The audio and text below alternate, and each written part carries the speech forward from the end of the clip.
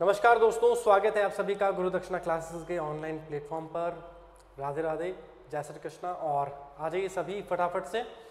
जैसा कि हम बात करने वाले हैं कि टाइटल आपको दिख रहा होगा, मौर्य साम्राज्य कंप्लीट करने वाले हैं केवल एक ही क्लास के अंदर, यानी कि जो 60-65 मिनट की 60 मिनट के आसपास मान के चल रहे हैं कि 1 घंटा 10-5 मिनट ऊपर नीचे हो सकता है। तो उस एक क्लास के अंदर पूरा कंप्लीट मौर्य साम्राज्य कर लेंगे, जहां से एक सवाल लगभग हमेशा आरएस में पूछा जाता है और कभी कभी हो सकता है ज़्यादा भी पूछ लिया जाए। तो मौर्य साम्राज्य में क्या पढ़ेंगे, एक बार सबसे पहले डिस्कस कर लेते हैं कि मौर्य साम्राज्य के जो प्रारंभिक स्रोत हैं जानकारी के, पहले उनकी बात करेंगे। जो साहित्यिक स्रोत हैं उनकी बात करेंगे। उसके बाद बात करेंगे कुछ जो अभिलेखीय साक्ष्य हैं उनकी। तत्पश्चात बात करेंगे चंद्रगुप्त मौर्य से, किस तरीके से चंद्रगुप्त मौर्य ने मौर्य साम्राज्य की स्थापना की। उसके बाद बिंदुसार और अंत में बात करेंगे हम सम्राट अशोक की। तो सम्राट अशोक की जब बात करेंगे तो सबसे महत्वपूर्ण चीज जो है वो है अशोक के अभिलेख, और दूसरे नंबर पर जो सबसे इंपॉर्टेंट चीज जहां से सवाल पूछे जाते हैं वो है मौर्य प्रशासन। मौर्य प्रशासन में न्याय व्यवस्था देखेंगे, गुप्तचर प्रणाली देखेंगे, व्यापार प्रणाली देखेंगे, मौर्यकालीन अर्थव्यवस्था देखेंगे, विभिन्न कर जो है वो देखेंगे, और जो प्रशासन की प्रवृत्तियां हैं उन सभी की तरफ ध्यान देते हुए इस कंप्लीट मौर्य साम्राज्य को आज हम करने वाले हैं। तो चलिए शुरू करते हैं। आपका रिवीजन बहुत अच्छे से हो जाए, ये कोशिश रहने वाली है इस पूरे सेगमेंट में। इस पूरी क्लासेस की जो थीम है वो यही रहने वाली है ना, टारगेट यही रहने वाला है। तो चलिए स्टार्ट करते हैं। और पीडीएफ क्योंकि पहले से इसलिए बना के लेकर के आ रहा हूँ कि अभी क्योंकि लिखने का समय नहीं है, हमें रिवीजन करना है, नहीं तो एक एक चैप्टर को हम बाकायदा बोर्ड पे लिख लिख के आराम से कर सकते हैं। कोई बात नहीं, कॉलेज लेक्चर वाले सेगमेंट के अंदर हम उसी तरीके से चीज़ों को पढ़ेंगे, लेकिन यहाँ पर क्योंकि इतना समय है नहीं तो आ जाते हैं फटाफट से। चलिए, मौर्य साम्राज्य आपके सामने है। हेडिंग 322 ईसा पूर्व से लेकर के 185 ईसा पूर्व। तो सबसे पहले जैसा कि हम बात कर रहे हैं मौर्य साम्राज्य की जानकारी के स्रोतों की बात कर रहे हैं, तो स्रोतों के अंतर्गत देखिए सबसे पहले जो स्रोत है उसमें हम पढ़ेंगे साहित्यिक स्रोत, और साहित्यिक स्रोतों के अंतर्गत पढ़ेंगे सबसे पहले ब्राह्मण साहित्य। तो कुछ किताबें हैं, इन किताबों के नाम और लेखकों के नाम कई बार सुमेलित करवा लिए जाते हैं, या कई बार पूछ लिए जाते हैं कि ये किताब जो है इसके लेखक कौन है, या 4-5 सुमेलित में जो है ऑप्शन इस तरीके से पूछ लिए जाते हैं। तो जो सामान्य चीज़ें हैं, देखिए कौटिल्य का अर्थशास्त्र, अर्थशास्त्र में कितने अधिकरण हैं बात करेंगे, हालांकि आगे टोटल 15 अधिकरण हैं इसके अंदर। इसके अलावा जब हम बात करते हैं सोमदेव का कथा सरित सागर, क्षेमेंद्र की वृहत कथा मंजरी, किसकी, क्षेमेंद्र की, पतंजलि का महाभाष्य, विष्णु पुराण, और विष्णु पुराण पर लिखी गई टीका किसने लिखी, श्रीधर स्वामी ने जो टीका लिखी विष्णु पुराण पर वो टीका। इसके अलावा विशाख दत्त का मुद्रा राक्षस, इसके अंदर भी बहुत शानदार वर्णन मिलता है, और इस मुद्रा राक्षस पर टीका लिखने वाले व्यक्ति थे कौन, ढूंढीराज। तो ढूंढीराज ने टीका लिखी विशाख दत्त के मुद्रा राक्षस पर, और श्रीधर स्वामी ने टीका लिखी किसके ऊपर, विष्णु पुराण पर। तो ये सब जो है ब्राह्मण साहित्य के अंतर्गत स्रोत हैं। इसके अलावा बौद्ध साहित्य में बौद्ध वंश है, दीपवंश है, महावंश है, दिव्यावदान है, महाबोधि वंश है, या दीर्घ निकाय है ना। जैन साहित्य में भी जब हम बात करते हैं तो भद्रबाहु का कल्पसूत्र जो है यहाँ पर भी हमें जानकारी मिलती है मौर्य वंश की, और हेमचंद्र का परिशिष्ट पर्व। कई बार ऐसे पूछ लिया जाता है कि निम्न में से कौन सा साहित्यिक स्रोत जो है जैन धर्म से संबंधित है या जैन साहित्य का भाग है, तो ये ध्यान रखना है ना। परिशिष्ट पर्व और कला जो ये भद्रबाहु का जो कल्पसूत्र है, इन दोनों की तरफ आपको अच्छे से ध्यान रखना है ना। कल्पसूत्र और परिशिष्ट पर्व ये दोनों जैन स्रोत हैं। इसके अलावा संगम साहित्य, देखो जब संगम साहित्य पढ़ते हैं, हालांकि हिस्ट्री ऑप्शनल में इसको पढ़ते हैं तो, लेकिन थोड़ा सा इसके अंदर आता है मामला कि मामूल नूर रुद्र शर्मन का अहनारूर है ना, कौन सा है, इसको लिख के एक बार फिर से याद करेंगे, ऐसी चीजें जो एक बार में नहीं याद हो रही है। अहनारूर है ना। दूसरा जो है कपिलर का परनार। ये 2 ग्रंथ जो है संगम साहित्य के स्रोत जो जानकारी देते हैं मौर्य काल की। इसके अलावा जब हम बात करते हैं विदेशी विवरण की, तो बहुत सारे विदेशी यात्री आए हैं ना, जैसे जस्टिन आया, प्लूटार्क आया, और भी बहुत सारे तमाम लोग आए, जैसे मेगास्थनीज आता है अपनी इंडिका में विवरण लिखता है। हालांकि इंडिका के भी उद्धरण ही हमें मिलते हैं, उसके बाद के लेखकों की जो रचनाएं हैं वहाँ से इंडिका अपने मूल रूप में उपलब्ध नहीं होती हमें। तो देखिए एक बार, स्ट्रैबो, एरियन, जस्टिन, प्लूटार्क, नियार्कस आदि यूनानी लेखकों का वर्णन, और सबसे महत्वपूर्ण मेगास्थनीज की इंडिका। हालांकि यह पूर्ण उपलब्ध नहीं है, यद्यपि यह उपलब्ध नहीं है, लेकिन इसके उद्धरण उसके बाद के लेखकों की रचनाओं में है, यानी कि उसके कुछ कोटेशंस हैं, उसके कुछ हिस्से जो हैं वो संदर्भ के रूप में लिए रखे हैं, और वहां से हमें पता लग रहा है कि ये भी इंडिका में ही कहा गया है ना। इसके अलावा जब लास्ट में बात करते हैं पुरातत्व के स्रोतों की, पुरातत्व के स्रोतों में सबसे इंपॉर्टेंट चीज आती है चंद्रगुप्त और अशोक के अभिलेखों की, है ना। तो ये थोड़ा सा मुझे लगता है ये एक दो चीजें अगर आप देख लेंगे अच्छे से तो चीजें अच्छी हो जाएंगी, सामान्य हो जाएंगी। दूसरा देखो, पुरातत्व के अंदर जब अभिलेखों की बात करते हैं, चंद्रगुप्त और अशोक के अभिलेखों की, तो अभिलेखों का जो प्रारंभ होता है ना वो होता है महास्थान के अभिलेख से। ये दो अभिलेख मुझे लगता है आपको ध्यान रखने चाहिए, अकाल राहत कार्यों से भी संबंधित है ना। महास्थान अभिलेख और दूसरा जो अभिलेख है वो है सोहगोरा ताम्रपत्र। ये दो अभिलेख आपको ध्यान में रखने हैं, सोहगोरा ताम्रपत्र। ये दोनों ही अभिलेख क्योंकि मौर्य काल की प्रारंभिक जानकारी देते हैं और अकाल राहत कार्यों से संबंधित है, तो इनका नाम आपको ध्यान में रखना है। बाकी अशोक के अभिलेख तो हम डिटेल में पढ़ने वाले ही हैं, है ना। लघु शिलालेख, वृहद शिलालेख या स्तंभ लेख जो भी हैं सारे के सारे हम यहाँ पर पढ़ने वाले हैं। तो ये ध्यान रखेंगे, महास्थान और सोहगोरा, है ना। महास्थान कहाँ पर है, देखो ये तो बांग्लादेश में है, थोड़ा सा ये ध्यान रखेंगे आप। ये है कहाँ पर, बांग्लादेश में, है ना। और सोहगोरा जो है ये कहाँ पर है, ये यूपी में है। यूपी में भी अगर एग्जैक्टली अगर बात करें तो योगी जी का जो विधानसभा क्षेत्र है कौन सा है, गोरखपुर। तो गोरखपुर उत्तर प्रदेश से जो है ये आपको प्राप्त हुआ है, ठीक है। चलो तो नेक्स्ट आगे बात करते हैं। आगे देखिए और चीज़ों को क्योंकि समझते हुए चलना है। अब देखो यहाँ से बात करते हैं चंद्रगुप्त मौर्य की, है ना। मौर्य साम्राज्य यहाँ से प्रारंभ हो चुका है और चंद्रगुप्त मौर्य साम्राज्य की स्थापना करते हैं किस तरीके से। देखिए एक चीज़ थोड़ी सी आप समझेंगे कि जब कहते हैं कि चाणक्य ने चंद्रगुप्त को एक खेल खेलते हुए देखा, बालकों के साथ एक खेल खेल रहे थे और कई बार पूछ लिया जाता है कि कौन सा खेल खेल रहे थे ना, तो राजकीलम नामक खेल खेलते हुए जो है उन्होंने देखा कि राजकीलम खेल खेल रहा है चंद्रगुप्त, और वहाँ से उन्होंने चंद्रगुप्त को अपना शिष्य बनाया और आगे चल करके जो मौर्य साम्राज्य है उसकी स्थापना की, एक इतने विशाल मौर्य साम्राज्य की, है ना। तो जो गेम था या जो खेल था जो कि चंद्रगुप्त खेल रहे थे वो कौन सा था, राजकीलम नामक खेल खेलने में व्यस्त थे जब चाणक्य उनके पास आए। अब देखो चंद्रगुप्त को भी जो ग्रीक साहित्यकार हैं वो अलग नाम से पुकारते हैं, बौद्ध साहित्य में कुछ अलग कहा गया, अलग अलग लोग अलग अलग नामों से पुकारते हैं ना। हालांकि आसपास ही उनका प्रोनाउंसिएशन लगभग एक जैसा ही है, उच्चारण लगभग समान ही है। क्या उच्चारण है देखो, जैसे ग्रीक जो साहित्य है यानी कि ग्रीक यानी जहां भी आपको ग्रीक शब्द दिखे वहां समझ जाना कि ग्रीक यानी कि यूनानी, ग्रीक यानी यूनानी। तो यूनानी साहित्य में क्या कहा गया है चंद्रगुप्त को, सेंड्रोकोटस या एंड्रोकोटस, है ना। सेंड्रोकोट्स या एंड्रोकोट्स ऐसा भी कह सकते हैं आप, किसमें, ग्रीक या यूनानी साहित्य में। इसके अलावा स्ट्रैबो, मेगास्थनीज और जस्टिन ये क्या कहते हैं, ये सेंड्रोकोट्स कहते हैं, है ना। इसी के अंदर से, क्योंकि ये भी ग्रीक साहित्य के ही इतिहासकार हैं, और जो एरियन और प्लूटार्क है वो इसको कहते हैं एंड्रोकोटस, है ना, एंड्रोकोटस। इसके अलावा जो फिलार्कस है, फिलार्कस क्या कहते हैं इसको, फिलार्कस कहते हैं सेंड्रोकोप्टस। ये दो तीन अलग अलग नाम हैं, थोड़ा सा ध्यान रखेंगे। अब देखो सबसे पहले अब उनको ये तो पता है हमने, उन्होंने कहा कि भारत में मगध साम्राज्य था, यहाँ ये लोग थे। मगध जो राजधानी थी पाटलिपुत्र, उन्होंने उसका नाम भी अपने हिसाब से दिया। पाटलिपुत्र का नाम पाटलिपुत्र नहीं दिया, उन्होंने पाटलिपुत्र का नाम दिया पोलीब्रोथा, ये ध्यान रखेंगे, है ना। तो इस पोलीब्रोथा का समीकरण हमने पाटलिपुत्र से किया, तो उन्होंने बताया कि पोलीब्रोथा में सेंड्रोकोप्टस नामक राजा रहता था। तो बात समझ में आई नहीं कि कौन सा पोलीब्रोथा कौन सा सेंड्रोकोप्टस।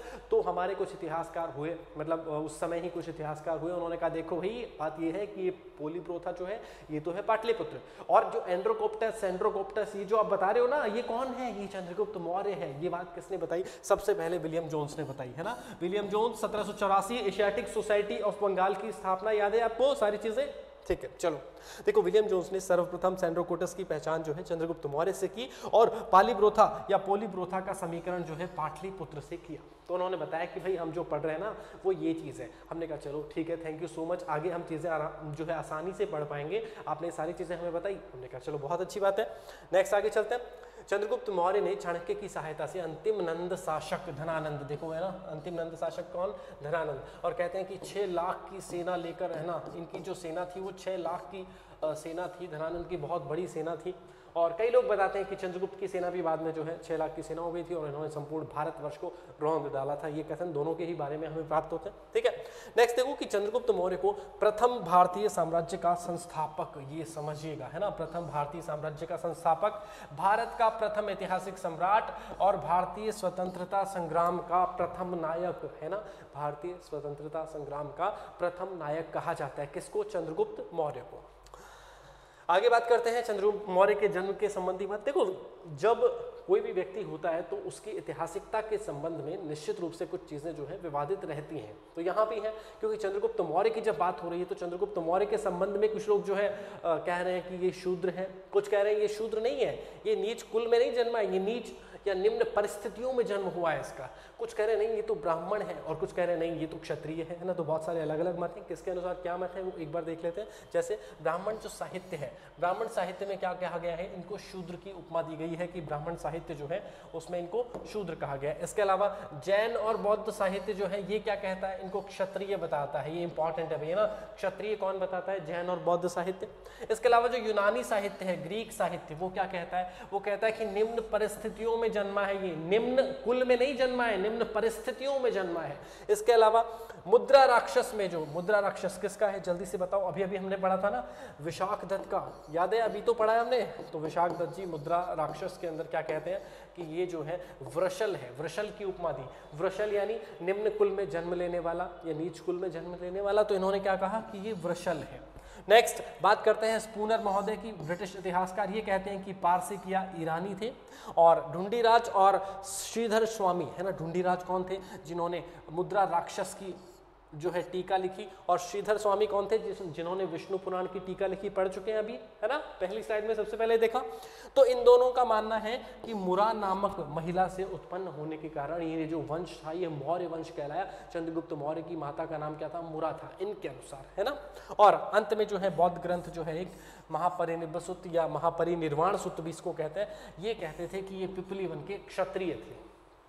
अलग अलग सारी विचारधाराएं मिलती हैं, लेकिन सबसे महत्वपूर्ण कि ब्राह्मण जो साहित्य है उसके अंदर क्या कहा गया है, शूद्र कहा गया है। और ग्रीक जो साहित्य है ना उसके अंदर जो है निम्न परिस्थितियों में जन्मा ये बताया गया है, और बौद्ध साहित्य में क्षत्रिय बताया गया है। बस ये ध्यान रखना, ठीक है। जैन और बौद्ध साहित्य में क्षत्रिय बताया गया है।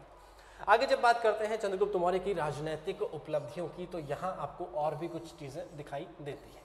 देखिए, चंद्रगुप्त मौर्य ने बहुत बार जो है असफल आक्रमण किए मगध के ऊपर, लेकिन हर बार जो है वो उन्हें मुंह की खानी पड़ी और सफलता मिल नहीं रही थी। तो एक रात चंद्रगुप्त मौर्य और चाणक्य जा रहे थे, तो ऐसे कोई महिला बात कर रही थी, और महिला अपने बच्चे से कह रही थी कि तुझे रोटी भी नहीं खानी आती, बार बार में रोटी एकदम बीच में से तोड़ रहा है, तू बीच में भाप जो है उससे हाथ जल रहा है तेरा, इतना भी नहीं पता, तू भी चंद्रगुप्त की तरह मूर्ख है कि साइड से तो नहीं, अगर वो साइड से हमला करता, सीधे जो सीमावर्ती राज्यों को जीतते हुए चलता, तब तो मगध जीत जाता। अब वो सीधे राजधानी पर आक्रमण करेगा तो मगध कैसे जीतेगा। तब जाके चंद्रगुप्त और चाणक्य की आंखें खुली, उनको लगा कि यार कितनी काम की बात कही, और उन्होंने तब जो है सीमावर्ती इलाकों से अपना विजय अभियान प्रारंभ किया, और मगध साम्राज्य का अंत जो है वहाँ पर जो नंद साम्राज्य था उसका अंत करके एक बढ़िया विशाल मौर्य साम्राज्य का जो है प्रारंभ किया, मौर्य साम्राज्य की स्थापना की।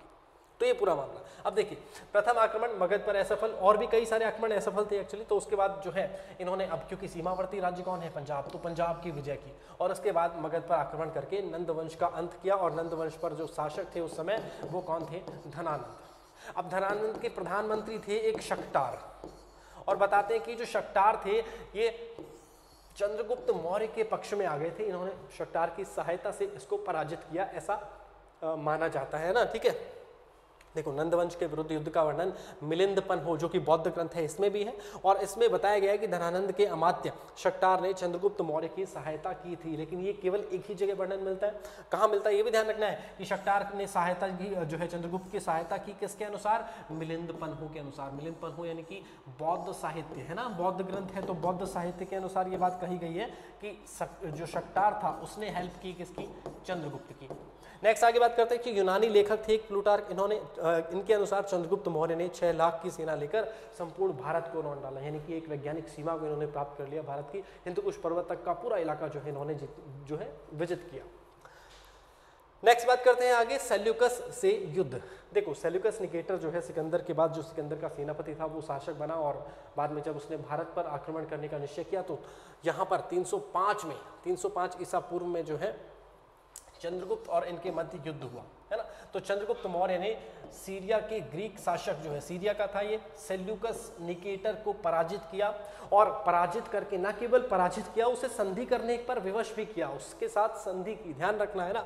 और संधि में क्या हुआ, सेल्यूकस को अपनी बेटी हेलेना का विवाह जो है चंद्रगुप्त से करना पड़ा। और ऐसा ही नहीं, चार प्रांत जो है वो भी देने पड़े। कौन कौन से? एरिया अराकेशिया, देखो समझो एक बार वापस से, एरिया अराकेशिया, जेड्रोसिया और पेरोपनिस्डाई, है ना, ये 4 हैं नाम, इनको आप हिंदी में भी याद रख सकते हैं। जैसे एरिया कौन सा? हेरात, अराकेसिया, कंधार, जेड्रोसिया बलूचिस्तान और पेरोपनिस्डाई ये है काबुल। तो ये 4 क्षेत्र जो है दहेज में भी दिए। बेटी हेलन का भी विवाह किया, दोनों चीजें हैं ना। और तीसरा देखो, यहां से मेगास्थनीज जो है एक राजदूत के रूप में दरबार में आता है चंद्रगुप्त मौर्य के, है ना। किसका दरबार जो है राजदूत? ये सेल्यूकस निकेटर का राजदूत मेगास्थनीज भारत में आता है, जो इंडिका लिखता है ना, जिसके इंडिका के कुछ उद्धरण हमें प्राप्त होते हैं उसके बाद के लेखकों की रचनाओं में। ये वही व्यक्ति है मेगास्थनीज, है ना। ये चंद्रगुप्त के दरबार में आया। और इसके अलावा जब इतनी सारी चीजें हो गई तो चंद्रगुप्त ने कहा कि अगर आपको कुछ चाहिए तो आप भी कुछ ले लो। अगर देखो अब कोई बात नहीं, अब क्योंकि एक राजा दूसरे राजा के साथ थोड़ा तो सम्मानजनक व्यवहार करेगा, तब क्योंकि वहां पर हाथी नहीं होते थे और अपने यहाँ भगत में तो हाथियों का मतलब इतना बहुतायत में मिलते थे, तो 500 हाथी बताते हैं कि चंद्रगुप्त मौर्य ने यहाँ पर सेल्यूकस को भेंट किए या इस संधि के तहत दिए, दोनों ही चीजें हम कह सकते हैं। ठीक है, तो इस संधि की जो चौथी शर्त थी, पहला बेटी की शादी कर दी, 4 प्रांत दे दिए। 4 प्रांतों के नाम याद रखना, एरिया अराकोसिया, जेड्रोसिया और पेरोपनिस्डाई, है ना। ये 4 प्रांत ध्यान रखना। कौन कौन से? कंधार, हेरात, बलूचिस्तान और कौन सा प्रदेश है? काबुल, है ना। ये 4 इलाके आप ध्यान रखेंगे। इसके अलावा मेगास्थनीज आ गया। और चौथा जो बिंदु है कि चंद्रगुप्त मौर्य ने सेल्यूकस को 500 हाथी जो है वो दे दिए। सेल्यूकस के साथ हुए चंद्रगुप्त के युद्ध और संधि का वर्णन जो है बहुत सारे लेखकों ने किया है, जिनमें एपियानस, स्ट्रैबो, प्लूटार्क और विशाखदत्त। विशाखदत्त के मुद्रा राक्षस में भी इसका वर्णन है। तो कई बार ऐसे ही सवाल पूछ लिए जाते हैं कि चंद्रगुप्त और सेल्यूकस के मध्य हुए युद्ध का वर्णन इनमें से किस ग्रंथ में नहीं मिलता है। तो वहां पर विशाखदत्त का मुद्रा राक्षस आया, तो इसका मतलब उसमें मिलता है ना। ठीक है, देखो चंद्रगुप्त मौर्य ने उत्तर पश्चिम में हिंदुकुश पर्वत तक अपनी सीमा का विस्तार कर सर्वप्रथम भारत की वैज्ञानिक सीमा को प्राप्त किया, जिसके लिए 18वीं 19वीं शताब्दी में अंग्रेज भी संघर्षरत रहे। और ये कथन किसका है? विंसेंट आर्थर स्मिथ का, है ना। ये कौन है? ये V.A. स्मिथ है भैया ना, ये V.A. स्मिथ, जो अर्ली हिस्ट्री ऑफ इंडिया इनकी बुक है, 1904 में इन्होंने लिखा। भारत का प्रथम क्रमबद्ध वैज्ञानिक इतिहास जो है इन्होंने लिखा, ये वही व्यक्ति है। ठीक है, ध्यान रखेंगे कि क्या कह रहे हैं ये, कि कह रहे हैं कि हिंदुकुश पर्वत तक सीमा बढ़ा दी। पहली बार भारत ने अपनी वैज्ञानिक सीमा को प्राप्त किया, और उस सीमा को अंग्रेज भी प्राप्त करने के लिए लालायित होते रहे, प्रयास करते रहे, लेकिन वो सीमा प्राप्त कर ही नहीं पाए। ठीक है, नेक्स्ट आगे बात करते हैं। अब बात करते हैं चंद्रगुप्त मौर्य के अंतिम समय की। कहते हैं कि वो जैन धर्म में दीक्षित हो गए थे, और यहाँ पर क्योंकि भद्रबाहु से इन्होंने दीक्षा ली, जैन मुनि भद्रबाहु से दीक्षा लेकर कर्नाटक चले गए। कर्नाटक में श्रवणबेलगोला जो है जैन धर्म की बहुत ही विशिष्ट पावन जगह है, तो वहाँ पर पहाड़ियाँ हैं कुछ, तो श्रवणबेलगोला में जाकर के संथारा प्रक्रिया से, यानी कि उपवास या संलेखना भी उसको कहते हैं, उस प्रक्रिया से जो है अपना शरीर त्याग दिया, यानी कि उपवास रखकर, भूखे रहकर, वो प्रक्रिया जो थी उनके जीवन के अंतिम समय के अंदर वो उन्होंने इस्तेमाल की। श्रवणबेलगोला में 298 ईसा पूर्व संलेखना या उपवास द्वारा देह का त्याग किया। चंद्रगुप्त मौर्य के शासन के अंतिम 12 वर्षों में मगध में क्या 12 वर्षों तक भीषण अकाल पड़ा, है ना, जिसकी पुष्टि जैन ग्रंथों में भी होती है, जिसके कारण ही फिर क्या है कि भद्रबाहु और ये स्थूल भद्र जो है अलग अलग हो गए थे, और जैन धर्म का विभाजन हम देखते हैं कि श्वेतांबर और दिगंबर 2 समुदायों में इनका विभाजन हो गया था। वो जब बात करेंगे जैन धर्म और बौद्ध धर्म अगली क्लास में अच्छे से डिस्कस करेंगे उसको, है ना। चलो अब देखिए, चंद्रगुप्त मौर्य के महास्थान और सौगरा अभिलेख भी अकाल से निपटने के प्रबंधों पर प्रकाश डालते हैं। अभी हमने बात की थी, है ना, प्रारंभ में, कि महास्थान और सौगरा ये 2 अभिलेख हमें प्राप्त होते हैं बांग्लादेश और गोरखपुर उत्तर प्रदेश से, जो कि अकाल राहत के कार्यों को थोड़ा सा कैसे प्रबंध किया अकाल राहत का, ये चीज़ बताते हैं। नेक्स्ट आगे जब बात करते हैं कि महास्थान अभिलेख से चंद्रगुप्त की बंगाल विजय की भी पुष्टि होती है, तथा इसमें काकिनी नामक मुद्रा, काकिनी मुद्रा, ये ध्यान रखो, महास्थान अभिलेख क्यों प्रसिद्ध है, क्या विशेष बात है, काकिनी नामक मुद्रा का उल्लेख यहाँ से आपको मिलता है। दूसरा, चंद्रगुप्त मौर्य के सौराष्ट्र के गवर्नर पुष्यगुप्त वैश्य ने इतिहास प्रसिद्ध सुदर्शन झील का निर्माण करवाया। अब इसका मतलब क्या है? इसका मतलब सौराष्ट्र कौन सा इलाका है भाई? सौराष्ट्र पश्चिम भारत का इलाका है, तो इसका मतलब ये है कि पश्चिमी भारत में भी चंद्रगुप्त की जो है विजय हो चुकी थी, तो पश्चिमी भारत भी उन्होंने जीत लिया था। ये पता लग रहा है। और वहां का जो गवर्नर था कौन, पुष्यगुप्त वैश्य, नाम आता है कई बार है ना, पुष्यगुप्त वैश्य। इसने किस झील का निर्माण करवाया, सुदर्शन झील का पुनर्निर्माण करवाया। इसके बाद चंद्रगुप्त मौर्य की जो चंद्रगुप्त संज्ञा है, इसका प्राचीनतम अभिलेख साक्ष्य जो है, अभिलेखीय साक्ष्य जो है वो रुद्रदामन का जूनागढ़ अभिलेख है। ये ध्यान रखना भाई, ये बड़ा इंपॉर्टेंट है। रुद्रदामन के जूनागढ़ अभिलेख से सबसे पहले हमें चंद्रगुप्त का नाम जो चंद्रगुप्त है ये पता लगता है। कौन से अभिलेख से, रुद्रदामन के जूनागढ़ अभिलेख। जूनागढ़ का है, गुजरात के अंदर है, ठीक है। चलो आगे चलते हैं नेक्स्ट। अब बात करते हैं चंद्रगुप्त के बाद शासक बनते हैं कौन, बिंदुसार। बिंदुसार का जो शासनकाल है 298 से लेकर के 274 ईसा पूर्व तक। चंद्रगुप्त मौर्य का बेटा जिसे अलग अलग जगह पर अलग अलग नामों से जाना गया। वायु पुराण में जो है इनको भद्रसार कहा गया, ये देखिए, और जैन ग्रंथों में जो है इनको सिंहसेन कहा गया। जैन ग्रंथों में क्या कहा गया, सिंहसेन इनको कहा गया। जैन ग्रंथों के अनुसार, क्योंकि एक सीरियल भी आया था थोड़े दिन पहले, कुछ दिन ही चला था, आपको ध्यान हो, चाणक्य या चंद्रगुप्त मौर्य के नाम से, उसमें भी बताया गया था कि जो इनकी माता जो थी, बिंदुसार की माता जो चंद्रगुप्त मौर्य की पत्नी थी, उनका नाम था दुर्धरा, है ना। तो ये ध्यान रखना, जैन ग्रंथों के अनुसार बिंदुसार की माता का नाम, माता मतलब चंद्रगुप्त मौर्य की पत्नी, तो इनडायरेक्टली बात वही है। तो क्या नाम था इनका, दुर्धरा। अब देखिए एक चीज और मिलती है, कहते हैं कि ये विश्व के पहले सिजेरियन शिशु थे, यानी कि सिजेरियन तकनीक से पैदा होने वाला पहला बच्चा था ये, कौन, बिंदुसार। तो अपने अपने स्पेशल हो गया, ये ध्यान रखेंगे ना, सिजेरियन या सर्जरी से जन्म लेने वाला पहला भारतीय शिशु इनको माना जाता है। और अलग अलग लोगों ने अलग अलग संज्ञा दी है, जैसे यूनानी जो लेख हैं, ग्रीक जो लेख हैं, उनमें क्या कहा गया है, अमित्रोकेड्स, है ना, अमित्रोकेड्स। इसके अलावा स्ट्रैबो जो है इसने क्या कहा है, अलित्रोकेड्स कहा है, जबकि पतंजलि के महाभाष्य में इनको अमित्र घात कहा गया है। मतलब मिलता जुलता ही नाम है, देखो यूनानी और संस्कृत दोनों का नाम मिलता जुलता है। तो देखिए एक बार, है ना, पतंजलि के महाभाष्य में क्या कहा गया, अमित्र घात। तो ये नाम जो है, बस ये 2-3 नाम ध्यान रखना कि वायु पुराण में भद्रसार कहा गया है और सिंहसेन कहा गया है जैन ग्रंथों में, है ना। कई बार भद्रसार या मद्रसार दोनों आप थोड़ा देखते हुए चलेंगे।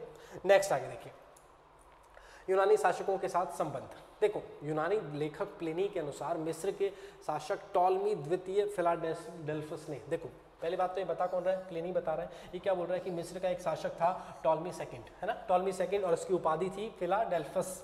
इसने क्या किया, डायनोसियस या डायनोसिस नामक राजदूत जो है बिंदुसार के दरबार में भेजा। ये तो पहली बात हो गई, कौन, मिस्र का व्यक्ति जो है, मिस्र का जो राजा है वो भेज रहा है, और ये बात कौन बता रहा है, प्लिनी। अब देखो नेक्स्ट एक व्यक्ति और है स्ट्रैबो, ये बता रहा है कि सीरिया का शासक था एंटियोकस प्रथम। एंटियोकस प्रथम ने डायमेकस को भेजा, है ना। एक दूत तो आ रहा है डायमेकस, एक दूत आ रहा है डायनोसिस, दो अलग अलग दूत आ रहे हैं। एक आ रहा है मिस्र के टॉलमी सेकंड का दूत, एक आ रहा है सीरिया के एंटियोकस प्रथम का दूत, है ना, और इसका नाम क्या है, डायमेकस। अब ये जो आया ना, इससे हमने 3 चीजें मांग ली। बिंदुसार ने कहा यार जब तू आया ही है तो एक काम कर, 2-4 चीज़ें हमको दे जा। उन्होंने कहा कि जो सूखे मेवे हैं, सूखी अंजीरें हैं, वो आप वहाँ से मेरे को दे दो। तो उन्होंने कहा ठीक है, ये तो ले लेंगे, कोई समस्या नहीं है। दूसरा उन्होंने कहा वहाँ की शराब बड़ी प्रसिद्ध होती है, भाई वो शराब मुझे ला के दे दो आप, तो मज़ा आ जाएगा। उन्होंने कहा शराब भी दे देंगे। तो उन्होंने कहा यार वहाँ के दार्शनिक भी बड़े अच्छे होते हैं, बड़ी अच्छी अच्छी बातें करते हैं, मज़ा आ जाएगा सुन करके, 2-4 दार्शनिक भी भेज देना। बोला साहब नहीं, दार्शनिक बोले ये हम भेजते ही नहीं है, इनका व्यापार नहीं करते हम, वो हमारी बौद्धिक संपत्ति है ना, इंटेलेक्चुअल प्रॉपर्टी है हमारी, उसको कैसे बेचते हैं। तो उस जमाने में भी उस संपदा की, जो बौद्धिक संपदा है, उसकी कदर होती थी, आप सोचो, है ना। तो उन्होंने मना कर दिया। तो ये देखिए एक बार कि एथेनियस के अनुसार बिंदुसार ने एंटियोकस प्रथम को मैत्रीपूर्ण पत्र लिखकर, है ना, बिंदुसार ने पत्र लिखा बाकायदा, और 3 वस्तुएं मांगी, मदिरा, सूखी अंजीर और दार्शनिक। उन्होंने मदिरा दे दी, सूखी अंजीर दे दी, लेकिन दार्शनिक के लिए उन्होंने मना कर दिया, रिजेक्ट कर दिया। उन्होंने कहा नहीं, हम बौद्धिक संपदा का आदान प्रदान नहीं करते हैं, ये चीज़ विक्रय नहीं करते, इसका व्यापार नहीं करते हैं। इसके अलावा तक्षशिला में विद्रोह जो होगा, इसके समय बिंदुसार के समय की ही बात कर रहे हैं। बिंदुसार के समय जो है तक्षशिला में विद्रोह हुआ, और तक्षशिला के 2 विद्रोह हुए एक्चुअली, और इसके दमन के लिए पहली बार तो अशोक को भेजा। पहली बार जनता ने विद्रोह किया था एक्चुअली, तो अशोक को भेजा। दूसरी बार दरबारियों ने, या दरबारी जो लोग थे उन्हीं के षड्यंत्रों का परिणाम जो था दूसरा विद्रोह, और दूसरे विद्रोह को दबाने के लिए सुसीम को भेजा। नहीं, अशोक का भाई ही था, ये ध्यान रखेंगे ना। तो ये 2 बार इनको भेजा, किसके काल में, बिंदुसार के काल में। अगर पूछा जाए कि तक्षशिला में बिंदुसार के काल में कितने विद्रोह हुए, 2 विद्रोह हुए। पहला विद्रोह जो है दबाने के लिए अशोक को भेजा, दूसरे विद्रोह के लिए सुसीम को वहां पर भेजा। अब दूसरा अगर आपसे पूछ लिया जाए कि बिंदुसार कौन से धर्म का अनुयायी था, तो आजीवक धर्म का। जब हम कल की क्लास में बात करेंगे जैन धर्म, बौद्ध धर्म और आजीवक धर्म तीनों की बात करेंगे, है ना, तो वहां पर बात करेंगे अच्छे से डिटेल में। लेकिन यहाँ बस इतना समझिए कि अगर चंद्रगुप्त मौर्य की अगर बात करें, नेक्स्ट स्लाइड में एक बार देख लेते हैं, जैसे अगर हम बात करेंगे किसकी, चंद्रगुप्त मौर्य की, तो चंद्रगुप्त मौर्य ने जो धर्म अपनाया अपने जीवन काल के अंतिम समय में वो था जैन धर्म। अगर हम बात करेंगे बिंदुसार की, तो बिंदुसार ने आजीवक धर्म अपनाया, है ना, आजीवक धर्म इन्होंने अपनाया। और अगर हम बात करेंगे सम्राट अशोक की, है ना, अभी क्योंकि आगे पढ़ेंगे, तो अशोक ने जो है बौद्ध धर्म अपनाया।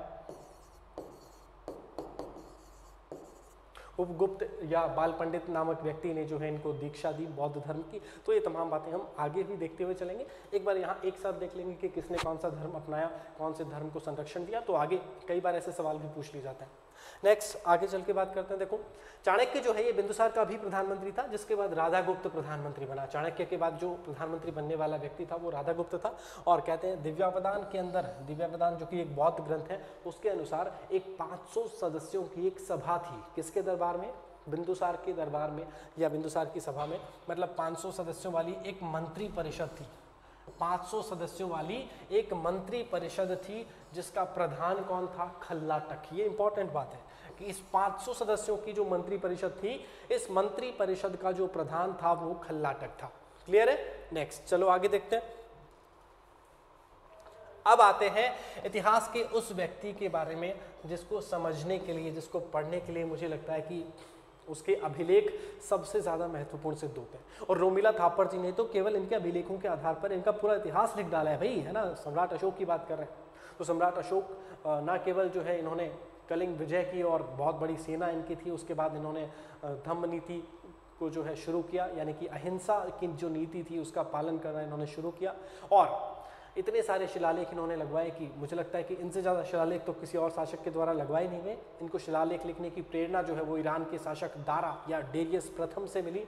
बाद में इन्होंने शिलालेखों के माध्यम से जो है प्रजा को संबोधित किया कि कैसे क्या करना है ना। और धम्म घोष की नीति जो है और तमाम चीज़ें जो है इनके काल में। तो चलिए शुरू करते हैं यहाँ से सम्राट अशोक का ये शानदार और खूबसूरत अध्याय, जहाँ से सवाल आने की संभावना सबसे अधिक रहती है। चलिए देखो, राज्याभिषेक से पहले जो अशोक थे वो उज्जैनी के गवर्नर थे ना। उज्जैन हम पढ़ते हैं, लेकिन अगर लिखा जाए तो ये उज्जैनी जो है ये हम पढ़ सकते हैं इसको। बौद्ध ग्रंथ महावंश के अनुसार देखो, बौद्ध ग्रंथ क्या कहते हैं, और बौद्ध ग्रंथों में भी कौन? महावंश। ये क्या कहते हैं कि ये अपने 99 भाइयों की हत्या करके फिर राजा बना, और इसका प्रमाण भी देते हैं। वो प्रमाण के तौर पर क्या कहते हैं, देखो 273 से 232 जो शासन काल है, उन्होंने कहा 273 ईसा पूर्व यानी कि बिफोर क्राइस्ट में राजा बन गए थे। लेकिन इनका जो राज्याभिषेक हुआ ना, वो राज्याभिषेक इनका कब हुआ? 269 ईसा पूर्व, यानी कि 4 साल क्या कर रहे थे भैया? बिंदुसार की मृत्यु के बाद 4 साल तक राज्याभिषेक क्यों नहीं किया? तो इसका मतलब ये वही काल था जब 4 साल तक इन्होंने अपने षड्यंत्र पूर्वक जो है अपने 99 भाइयों की हत्या कर दी, और तब जाके ये व्यक्ति राजा बना। तो वो साक्ष्य के तौर पर इस 4 साल के गैप का हवाला देते हैं। तो ऐसा कोई कंफर्म तो नहीं है, लेकिन अब बौद्ध ग्रंथ में मिलता है तो हो सकता है इसका कोई ना कोई कुछ ना कुछ संबंध रहा हो। तो हमें इसके अनुसार ही इस चीज को पढ़ना है। नेक्स्ट देखो, 4 साल चले इस उत्तराधिकार युद्ध में विजयी होकर अशोक ने 269 ईसा पूर्व में विधिवत राज्याभिषेक करवाया। राजा कब बन गए? 273 में, लेकिन राज्याभिषेक कब हो रहा है? 269 में।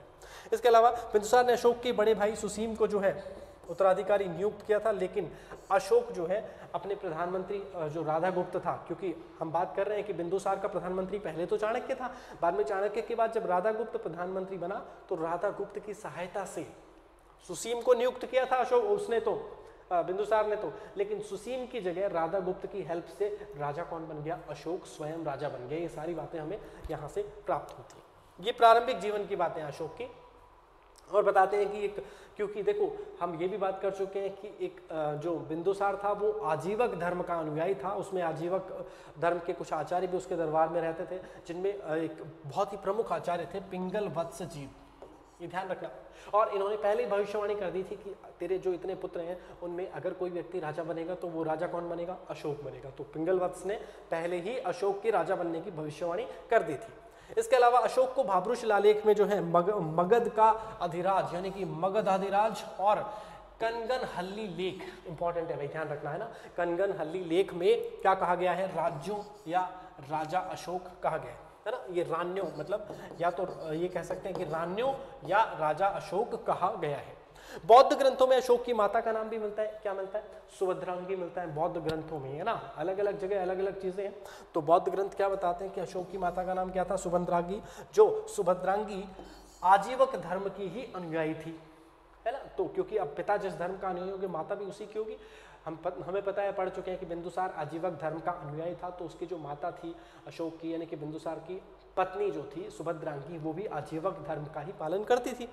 अशोक को अभिलेख लगवाने का विचार जो है ईरानी शासक, ईरानी या हखामनी शासक दारा से मिला। दारा या डेरियस प्रथम भी इसको कह सकते हैं, दारा अथवा डेरियस प्रथम, इससे इनको विचार मिला और उसने जो है उस दारा की तरह ही देवानाम प्रिय जैसी उपाधियां धारण की। हम बात करते हैं ना देवानाम प्रिय जैसी उपाधियां, बाद में हम देखते हैं कि इन उपाधियों का समीकरण किया गया किस तरीके से।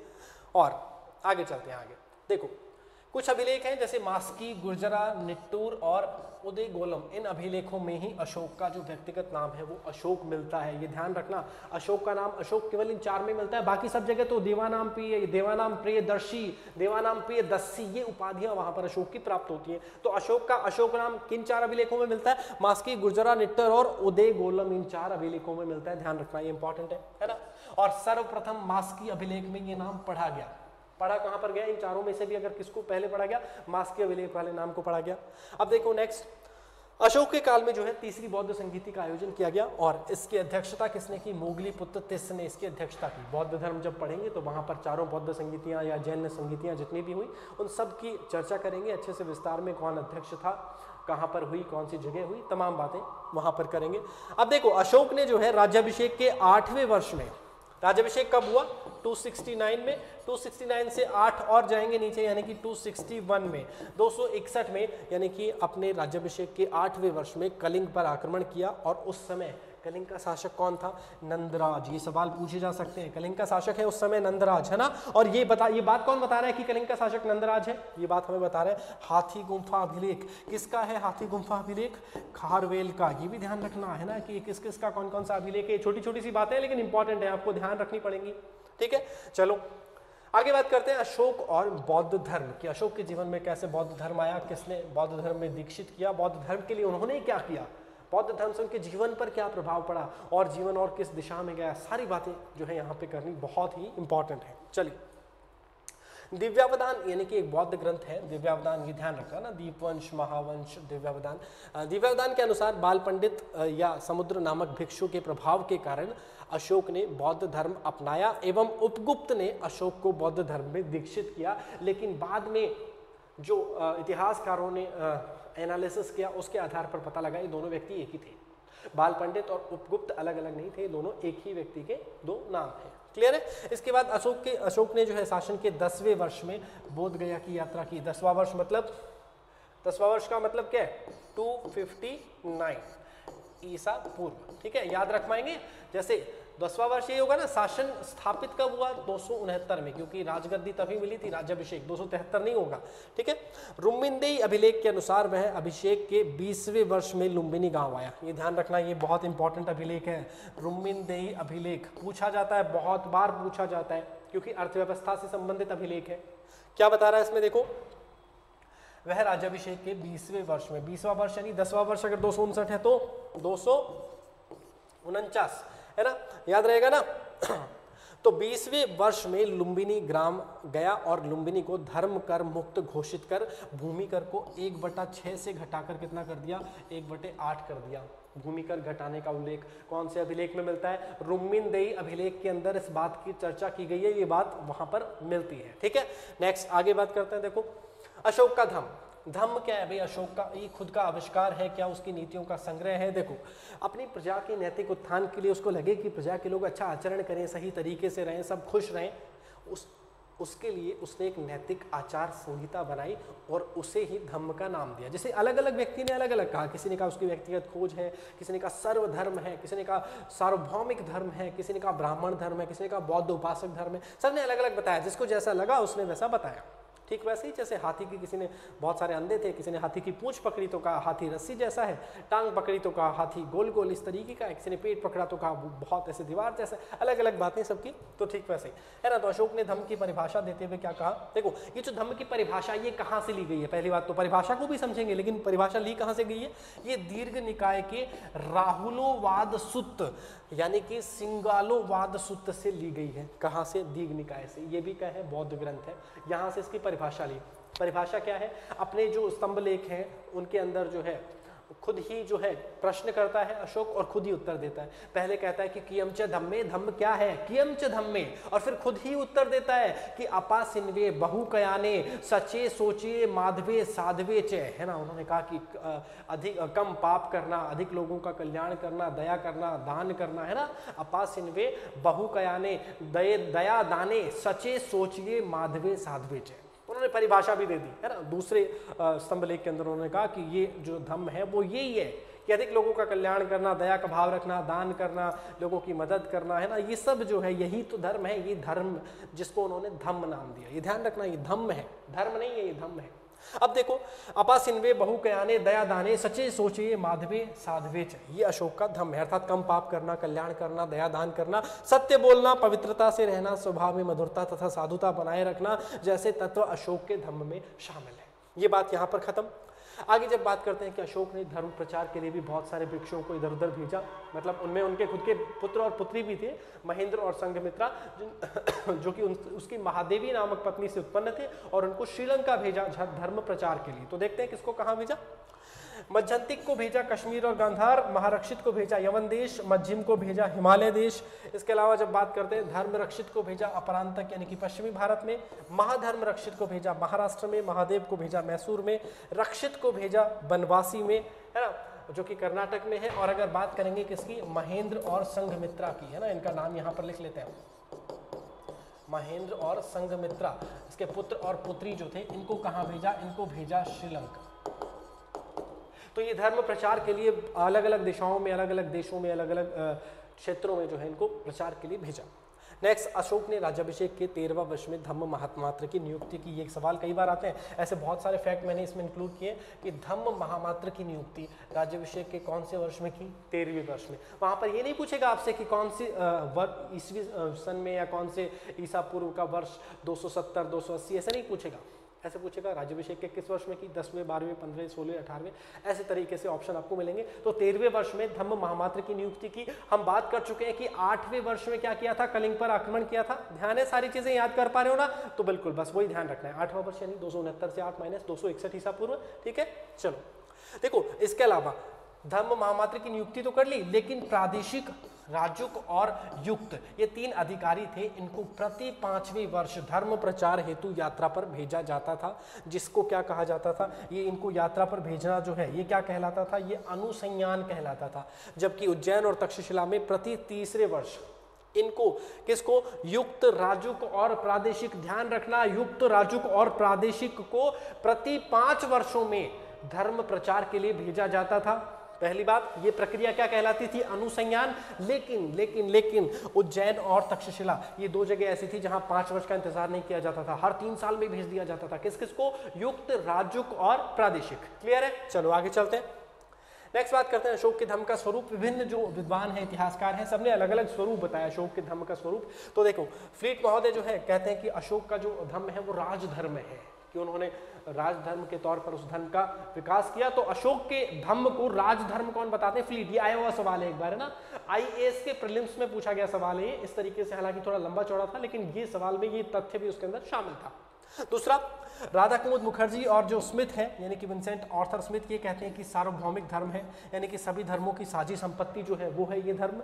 तीसरा, डॉक्टर भंडारकर जो है वो कहते हैं कि ये उपासक बौद्ध धर्म है।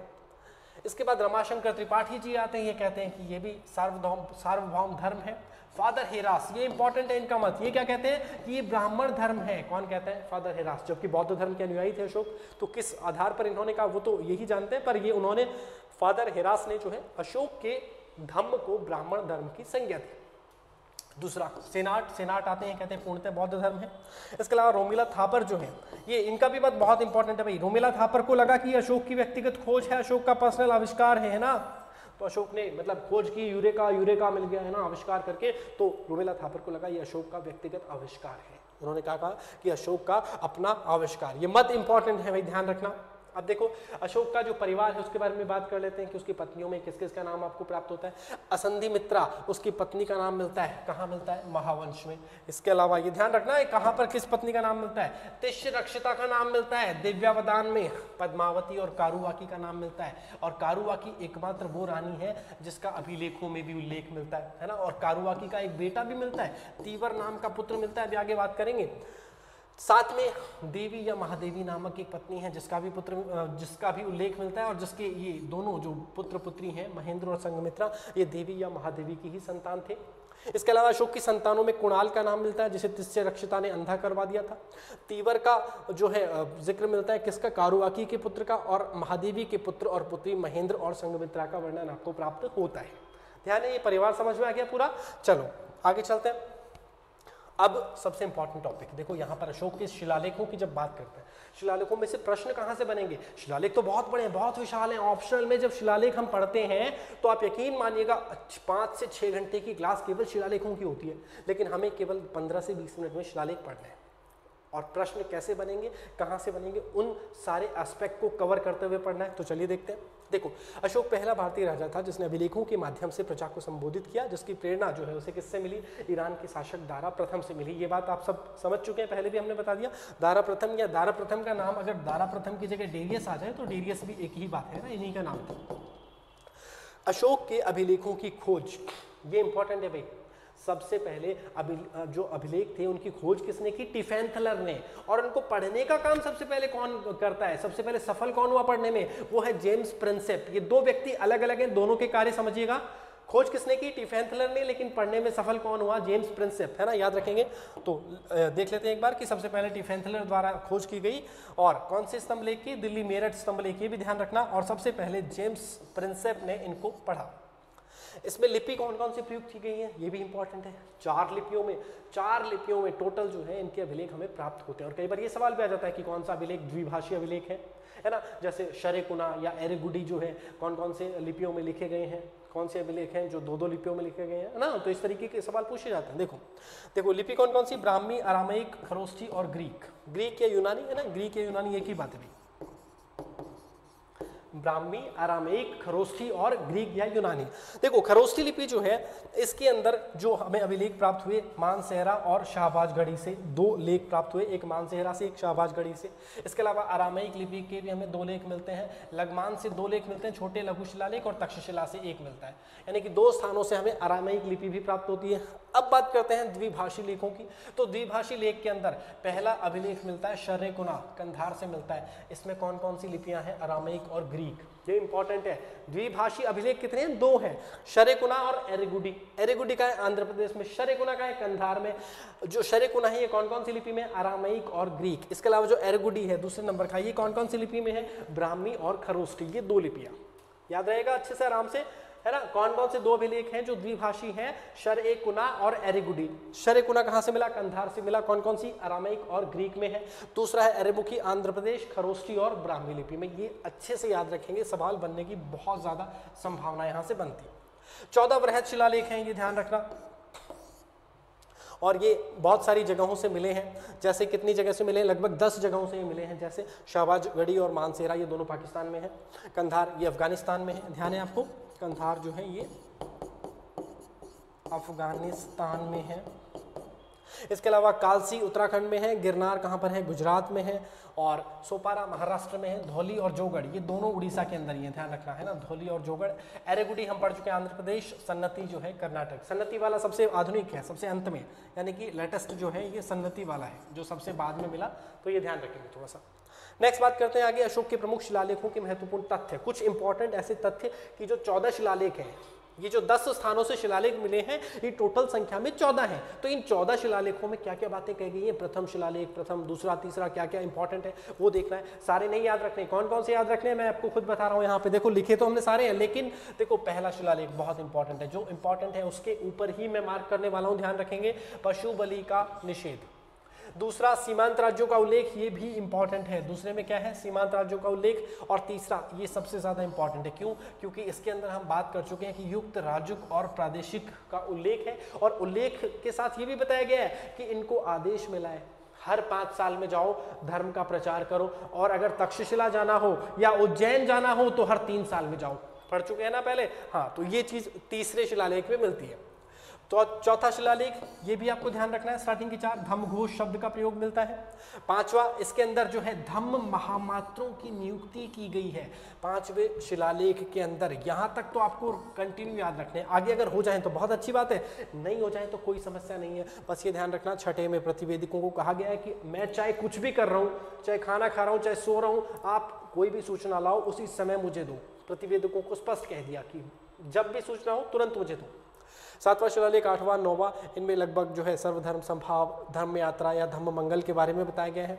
10वें में धम्म पर बल दिया गया है, 11वें में धम्मदान, 12वें में सहिष्णुता, 13वें में कलिंग विजय का उल्लेख। ये इंपॉर्टेंट है भाई, ये देखो मैं वापस से इसके ऊपर मार्क कर रहा हूँ। और कलिंग विजय का उल्लेख, कलिंग विजय कब की गई थी, 261 में, यानी कि 8वें वर्ष में, राज्याभिषेक के 8वें वर्ष में कलिंग विजय हुई थी। 2-3 बार पढ़ चुके हैं, बात ऑलरेडी है ना, याद रहेगी, अब तो माइंड में सेट हो जाएगी। मैं 4 बार, 5 बार, 10 बार चीजों को इसीलिए बोल रहा हूँ कि पढ़ तो चुके हैं आप, आपका रिवीजन हो जाए। ये क्लास अगर आप केवल सुन भी लेंगे ना, एक बार देख लेंगे, दूसरा लगा के ऑडियो में या कैसे भी वीडियो, मोबाइल उल्टा रख के बगल में ईयरफोन लगा के लेट जाएंगे, सुन लेंगे, अच्छे से याद हो जाएगी। 8वें वर्ष में जो कलिंग विजय की, उसका उल्लेख 13वें शिलालेख के अंदर प्राप्त होता है।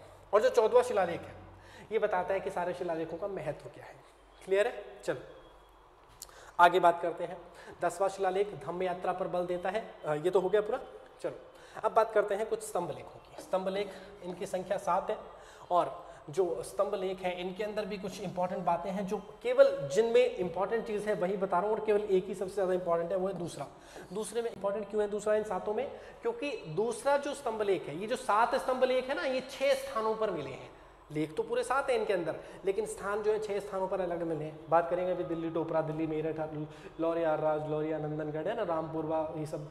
तो अब देखो 6 स्थानों पर मिले 7 लेख, इनमें से केवल दूसरा इंपॉर्टेंट है, क्योंकि धम्म की परिभाषा पूछा भी गया कि धम्म क्या है, बताया भी गया कि धम्म क्या है। अभी भी हमने पढ़ा ना कि अशोक ने कहा कि कियम च धम्मे, धम्म क्या है, फिर खुद ही उत्तर दिया कि अपासिन्वे बहु कयाने दया दाने सचे सोचिए माधवे साधवे च इयम च धम्मे, है ना, यही धम्म है। तो ये परिभाषा यहाँ पर दी गई है, इसलिए दूसरा स्तंभ लेख महत्वपूर्ण है। और ये जो 6 स्थान जहाँ से मिले, ये पहला स्थान है दिल्ली टोपरा। इसको अशोक की बड़ी लाट भी कहते हैं, भीमसेन की लाट भी कहते हैं, और शिवालिक लाट भी कहते हैं। क्यों? क्योंकि ये जो है ये अशोक की बड़ी लाट कहलाती है, और जो इसको जो है पहले लाया गया कहाँ से, ये क्योंकि अशोक ने लगवाया था, मूलतः कहाँ लगवाया, अंबाला में लगवाया। और क्योंकि फिरोज शाह लेकर के आए इसको, कहाँ से, फिरोज शाह तुगलक जो है दिल्ली में इनको लेकर के आए और लगवाया। और ये एकमात्र ऐसा अभिलेख है जिस पर पूरे के पूरे 7 लेख हैं। हमने बात की ना स्तंभ लेख, टोटल संख्या कितनी है स्तंभ लेखों की? 7। लेकिन ये 7 के साथ संख्या में केवल एक ही स्तंभ लेख पर है, और वो कौन सा है? दिल्ली टोपरा स्तंभ लेख। बाकी सब पर 6 ही प्राप्त होते हैं, पूरे 7 केवल एक ही जगह। ठीक है, नेक्स्ट दिल्ली मेरठ, ये भी जो है पहले मेरठ में था, बाद में दिल्ली लाया गया, तो अशोक की छोटी लाट इसको कहा जाता है। लौरिया अर्राज और लौरिया नंदनगढ़, देखो लौरिया अर्राज जो है चंपारण बिहार में है, और लौरिया नंदनगढ़ ये भी चंपारण बिहार में है, लेकिन नंदनगढ़ सबसे सुंदर है ना। हम कहते हैं ना कि नंदन कानन या इस तरीके के जो है वन वगैरह के नाम हम सुनते हैं, तो ठीक उसी तरीके से आप ध्यान रखेंगे, जो लौरिया नंदनगढ़ है वो सबसे सुरक्षित और सबसे सुंदर, मोस्ट ब्यूटीफुल है ना स्तंभ लेख। सबसे सुंदर स्तंभ लेख कौन सा है? लौरिया नंदनगढ़। तो ध्यान रखेंगे भाई, सबसे सुरक्षित और सबसे सुंदर कौन सा है? लौरिया नंदनगढ़। इसके अलावा रामपुरवा लेख, चंपारण, ये भी बिहार में है, और प्रयाग स्तंभ लेख, ये मूलतः कौशाम्बी में था, बाद में अकबर लेकर के आया इसे, और इलाहाबाद के किले में इसको लगवा दिया। क्लियर है? चलो आगे बात करते हैं कुछ अशोक के उत्तराधिकारियों के संदर्भ में, कि वायु पुराण के अनुसार अशोक के बाद जो है कुणाल शासक बना, और लगभग जो है उत्तराधिकारी कमजोर ही साबित हुए, और अंतिम जो शासक था मौर्य वंश का वो बना बृहद्रथ, जिसकी हत्या उसके सेनापति पुष्यमित्र शुंग ने करके शुंग वंश की स्थापना 185 में की, है ना। और भी लगातार बहुत सारे इनके पौत्र, दशरथ का भी नाम आता है, तमाम लोगों का जिक्र आता है, लेकिन इतने ज़्यादा महत्वपूर्ण यहाँ पर हमें यहाँ पर नहीं दिखाई देते हैं कि एग्जाम के पॉइंट ऑफ व्यू से हम इनको पढ़ें। चलिए अब बात करते हैं मौर्य साम्राज्य के पतन के कारणों की। इंपॉर्टेंट है, 3-4 विद्वान आते हैं, अलग अलग कारण देते हैं, उनको लग रहा है कि ये कारण है तो हम बस उनकी बात सुन रहे हैं, मान रहे हैं, एग्जाम में सवाल आ रहा है तो उसको सही कर रहे हैं। कैसे? हेमचंद्र राय चौधरी ये क्या कह रहे हैं भाई? ये कह रहे हैं कि अशोक की जो अहिंसक और शांतिप्रिय नीति थी ना, वही विनाश का कारण बनी। अहिंसा नहीं चाहिए, युद्ध जो शासक है उसको अहिंसा शोभा नहीं देती है। दूसरा, डीडी कौशाम्बी ये कह रहे हैं कि आर्थिक संकट, परेशानी बहुत हो गई थी, अकाल बकाल पड़ने लगे थे। रोमिला थापर जो है वो अलग बात कह रहे हैं, वो कह रहे हैं केंद्रीय प्रशासन खराब था भाई, है ना, और एडमिनिस्ट्रेशन जो था, ब्यूरोक्रेसी थी वो करप्ट हो चुकी थी, खराब थी, अयोग्य नौकरशाही थी, खराब नौकरशाही थी, इसके कारण पतन हुआ अशोक के साम्राज्य का या मौर्य साम्राज्य का। और अंतिम जो कथन है निहार रंजन दे का, वो कहते हैं कि जनता ने विद्रोह कर दिया इसलिए मामला पूरा गड़बड़ हो गया। अब लास्ट और सबसे इंपॉर्टेंट सेगमेंट है इस पूरे चैप्टर का, 10 मिनट का लगभग सेगमेंट और बाकी है, अच्छे से आप कर पाएंगे मुझे ऐसी पूरी आशा है। मौर्य प्रशासन, यहाँ से सवाल बनने की संभावना सबसे अधिक, 50-50 चांस, प्रशासन या अभिलेख। अभिलेख पढ़ चुके हैं, प्रशासन देख लेते हैं एक बार। देखो प्रशासन कैसा था? स्वरूप जो है प्रशासन का केंद्रीय राजतंत्रात्मक स्वरूप है। सबसे विस्तृत नौकरशाही जो प्राचीन काल में थी वो मौर्य काल में ही थी। और कौटिल्य ने राज्य के सप्तांग सिद्धांत का उल्लेख किया है ना। जब बात करेंगे ना कौटिल्य के अर्थशास्त्र की, तो अर्थशास्त्र में 15 अधिकरण है और उन 15 अधिकरणों में छठा जो अधिकरण है ना, वहां पर सप्तांग सिद्धांत का वर्णन मिलता है हमें। सप्तांग सिद्धांत यानी कि राजा, अमात्य, मंत्री, दुर्ग, कोष, दंड, मित्र, ये 7 अंग हैं राज्य के, कि स्वामी, अमात्य, जनपद, दुर्ग, कोष, दंड, मित्र, ये 7 अंग अगर आप नहीं देखेंगे तो इन 7 अंगों को मिलाकर के ही राज्य पूर्ण होगा। तो इन सप्तांग सिद्धांत की चर्चा की गई है। तो सप्तांग सिद्धांत देखिए, राजा यानी कि स्वामी, अमात्य, जनपद, दुर्ग, दंड, कोष और मित्र, ये 7 अंग बताए हैं। इसके अलावा मंत्रिपरिषद के सदस्यों को जो है वेतन जो मिलता था उसकी बात की गई है कि मंत्रिपरिषद के जो सदस्य थे ना, उनको 12,000 पण वार्षिक वेतन मिलता था। जबकि मंत्रिण क्या होती थी? 3 से 4 लोगों की एक संस्था होती थी, सबसे ऊपर टॉप क्लास की, जो चलाती थी पूरा प्रशासन। उसके जो सदस्य होते थे उनको 48,000 पण वार्षिक वेतन मिलता था। आप सोच के देखिए, 48,000 पण, है ना। सेवकों और अंगरक्षकों को केवल 60 पण वेतन मिलता था। तो अब अंतर देखो, 60 जो है 48,000 और 60, कितना अंतर आ रहा है? तो इनका अनुपात निकालिए। एक सवाल पूछा गया है कि मौर्य काल में वेतन का अनुपात क्या था, तो हाईएस्ट वेतन क्या है? 48,000 और न्यूनतम वेतन क्या है? 60। अनुपात निकालेंगे, 0 से 0 कट गया, 4800 अनुपात 6, ये वेतन का अनुपात है मौर्य काल में। और ये सवाल पूछा गया है एक बार, तो ध्यान रखेंगे इस तरीके के सवाल भी आते हैं, और यहां से अगर अच्छे से पढ़ेंगे तो सवाल गलत नहीं होंगे ऐसे, ठीक है। चलो आगे। मंत्रिण जो थी, हम बात कर रहे हैं ना, जिसके सदस्यों का वेतन कितना था? 48,000। ये बहुत पावरफुल संस्था थी। ये एक अत्यधिक छोटी परिषद होती थी जिसमें प्राय 3-4 व्यक्ति ही होते थे, विश्वसनीय सदस्य होते थे। देखो, युवराज, प्रधानमंत्री और सेनापति, इनका वेतन भी 48,000 ही होता था। पीएम, है ना, सेनापति और जो युवराज है, तीनों का वेतन 48,000। अशोक के अभिलेखों में जो मंत्री परिषद है उसको क्या कहा गया है? परिषा कहा गया है। अशोक के अभिलेखों में मंत्री परिषद को परिषा कहा गया। नेक्स्ट बात करते हैं केंद्रीय प्रशासन। राजा को प्रशासन में सहायता के लिए 18 पदाधिकारियों का एक समूह जो है ये दिया गया था। उन्होंने कहा कि आपको ये इनकी सहायता से प्रशासन चलाना है। और इस 18 पदाधिकारियों के समूह को तीर्थ कहा जाता था। सबसे ज्यादा काम में लिया जाने वाला शब्द महामात्य भी कहते हैं, लेकिन तीर्थ, इन 18 तीर्थों की सूची मिलती है और यहाँ से सवाल आते हैं, लगातार बन रहे हैं और अब आगे भी बनते रहेंगे। तो चलिए देखते हैं। एक चीज और ध्यान रखना, जब भी राजा किसी व्यक्ति को नियुक्त करता था या मनोनीत करता था, अपॉइंट करता था किसी पद पर, तो उसकी एक जांच की जाती थी, उसका टेस्ट लिया जाता था, उसके चरित्र का परीक्षण किया जाता था, जिसे कहते थे उपधा परीक्षण। उसके चरित्र की जांच ली जाती थी अपने अलग अलग तरीकों से, व्यक्तिगत कुछ भी किसी भी तरीके से, तो वो कहलाती थी प्रक्रिया उपधा परीक्षण। उसमें अगर पास है तो ही नियुक्त किया जा सकेगा, ठीक है। देखो, मंत्रियों की नियुक्ति से पहले जांच हेतु ली जाने वाली चरित्र परीक्षा क्या कहलाती थी? उपधा परीक्षण। क्लियर है? चलो आगे बात करते हैं। अर्थशास्त्र में उल्लेखित जो 26 अध्यक्ष हैं उनकी बात करते हैं। इन 18 तीर्थों की भी बात करेंगे आगे, पहले अध्यक्षों की बात कर लेते हैं। आकर यानी कि खान, आकराध्यक्ष, खानों का अध्यक्ष, मुद्रा एवं टकसाल का अध्यक्ष या लक्षणाध्यक्ष, और छापे खाने का प्रमुख जो सिक्के जारी करता था। और देखो, सिक्के तो ये जारी करता था, लेकिन एक व्यक्ति होता था रूपदर्शक, ये मुद्रा का परीक्षण करने वाला अधिकारी था, ये ध्यान रखना। इसके अलावा जब बात करते हैं पणयाध्यक्ष, पण है ना, यानी व्यापार और वाणिज्य को कंट्रोल करने वाला व्यक्ति। कुप्याध्यक्ष यानी कि जंगल की वस्तुओं के निरीक्षण के लिए जो अधिकारी अपॉइंट किया जाता था, कुप्याध्यक्ष। कुप्याध्यक्ष कौन? जंगल वाला। पौतवाध्यक्ष, पौतव यानी माप और तोल, इसका अध्यक्ष। शुल्क अध्यक्ष चुंगी, जो शुल्क ले रहा है वो शुल्क लेने वाला चुंगी वाला। सूत्राध्यक्ष, सूत्र यानी कि धागा यानी कि कटाई बुनाई और वस्त्र उत्पादन गतिविधियों का अध्यक्ष। इसके अलावा आयुधगाराध्यक्ष यानी कि अस्त्र शस्त्र के रख रखाव के लिए जो नियुक्त किया गया व्यक्ति है वो सीताध्यक्ष। ये इंपॉर्टेंट है भैया ना, ये पूछा भी गया एक बार। सीता जो है राजकीय भूमि से प्राप्त जो कर था वो कहलाता था सीताध्यक्ष, यानी कि राजकीय भूमि कृषि विभाग का, राजकीय कृषि विभाग का अध्यक्ष। सुराध्यक्ष आबकारी विभाग, ये तो आपको पता ही है। सूनाध्यक्ष या सूनाध्यक्ष ये है बूचड़ खाने का अध्यक्ष, जहाँ जानवर वगैरह काटे जाते थे। आक्राध्यक्ष खान का हमने पढ़ लिया।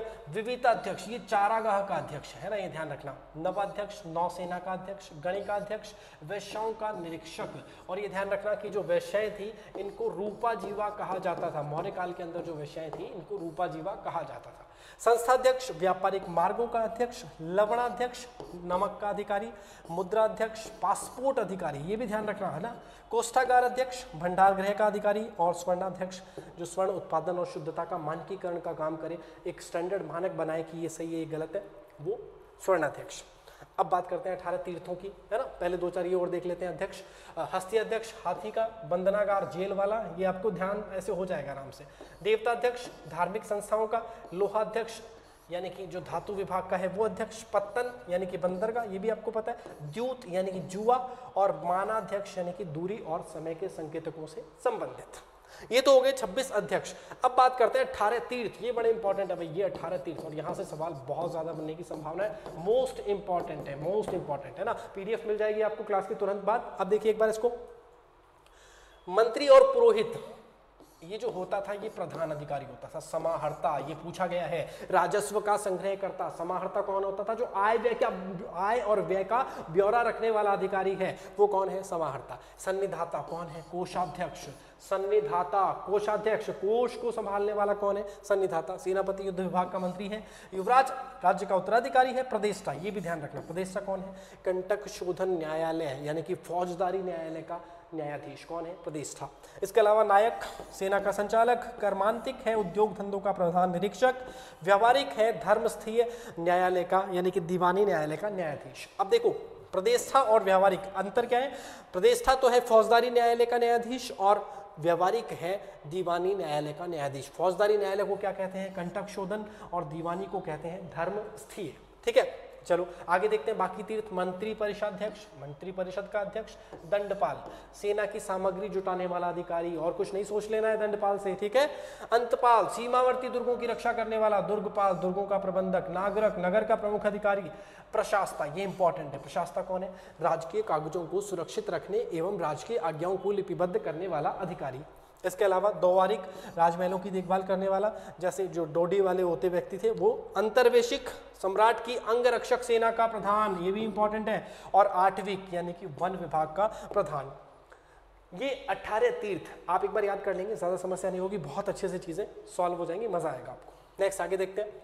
प्रांतीय प्रशासन। चंद्रगुप्त मौर्य के समय 4 प्रांत थे, बाद में अशोक ने कलिंग की विजय की तो 5 जो है प्रांत को संख्या जो बढ़कर के 5 हो गई, और प्रांतों को चक्र कहा जाने लगा। हर प्रांत की एक अलग राजधानी छोटी सी बनाई गई। जैसे देखिए जो उत्तरापथ था उसकी राजधानी बनाई गई तक्षशिला। दक्षिणापथ की सुवर्णगिरी। अवंती जो थी वो उज्जैनी पश्चिमी प्रांत की। मध्य देश की जो राजधानी थी वो पाटलिपुत्र, और कलिंग की जो राजधानी थी वो तोसली बनाई गई। ये ध्यान रखेंगे। मौर्य साम्राज्य का प्रशासनिक विभाजन बड़े से लेकर छोटे का, यानी कि बड़ा जो स्तर है वो क्या कहलाता है? राज्य। उसके बाद जैसे आज हम बात करते हैं ना संभाग, राज्य, संभाग, जिले, तहसील, है ना, उपखंड, और इस तरीके से चीज़ों को देखते हैं। तो देखो सबसे बड़ा साम्राज्य, साम्राज्य में होते थे प्रांत, प्रांत में मंडल, मंडल में आहार या विषय जिसको जिला कहते हैं, और जिले के अंदर होते थे स्थानीय। ये ध्यान रखना, यहाँ से सवाल आएगा, मोस्ट इंपॉर्टेंट है। स्थानीय यानी कि 800 गाँवों का समूह। द्रोणमुख यानी कि 400 गाँवों का समूह। खारकटिक यानी कि 200 गाँवों का समूह, और संग्रहण यानी कि 10 गाँवों का समूह। और सबसे छोटी इकाई हो गई गांव। गांव, संग्रहण, खारकटिक, द्रोणमुख, स्थानीय, विषय, मंडल, प्रांत, साम्राज्य। इस तरीके के सवाल पूछे जाएंगे। आरोही क्रम या अवरोही क्रम आपको ध्यान रहना चाहिए, बहुत इंपॉर्टेंट है। नेक्स्ट आगे देखते हैं। अशोक द्वारा नियुक्त युक्त नामक अधिकारी केंद्र तथा स्थानीय शासन के बीच की कड़ी थे। इंपॉर्टेंट है, ध्यान रखेंगे, है ना। नगर का जनगणना अधिकारी एवं प्रशासक क्या कहलाता था? नागरिक कहलाता था।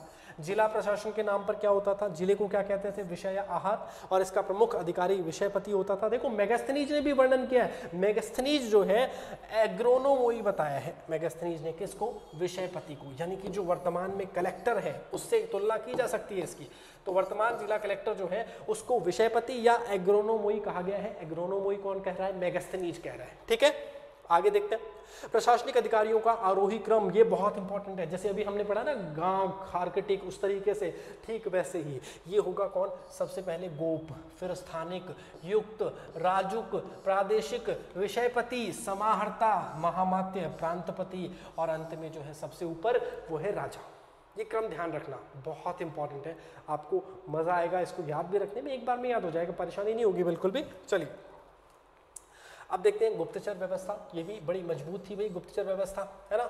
जो गुप्तचर विभाग का प्रमुख था वो क्या कहलाता था? महामात्य सर्प कहलाता था। अर्थशास्त्र में गुप्तचरों के लिए एक गूढ़ पुरुष नामक शब्द का इस्तेमाल किया गया है। इसके अलावा दो तरह के गुप्तचर, एक संस्था, एक संचारा। संस्था एक ही जगह पर रहकर काम करने वाले, संचारा भ्रमणशील गुप्तचर। स्त्रियां भी गुप्तचर का कार्य करती थी, है ना, वो तमाम चीजें हैं यहाँ पर। मौर्य न्याय व्यवस्था के 4 प्रमुख अंग, देखो ये पूछा गया सवाल है एक बार, कौन कौन से 4 अंग हैं? धर्म, व्यवहार, चरित्र अथवा रीति और राजाज्ञा। ये 4 पिलर हैं किसके? मौर्य न्याय व्यवस्था के 4 स्तंभ हैं, इनके ऊपर पूरी न्याय व्यवस्था टिकी हुई है। कौन कौन से हैं? धर्म, व्यवहार, चरित्र और राजाज्ञा। धर्म, व्यवहार, चरित्र और राजाज्ञा मौर्य व्यवस्था के या मौर्य न्याय व्यवस्था के 4 पिलर हैं, 4 स्तंभ हैं। नेक्स्ट आगे बात करते हैं नगर प्रशासन। मेगास्थनीज के अनुसार पाटलिपुत्र का नगर जो है प्रशासन वो 30 सदस्यों के एक मंडल द्वारा चलाया जाता था। 30 सदस्यों के मंडल जो कि 6 समितियों में विभक्त था, 5-5 की 6 हो गई, है ना।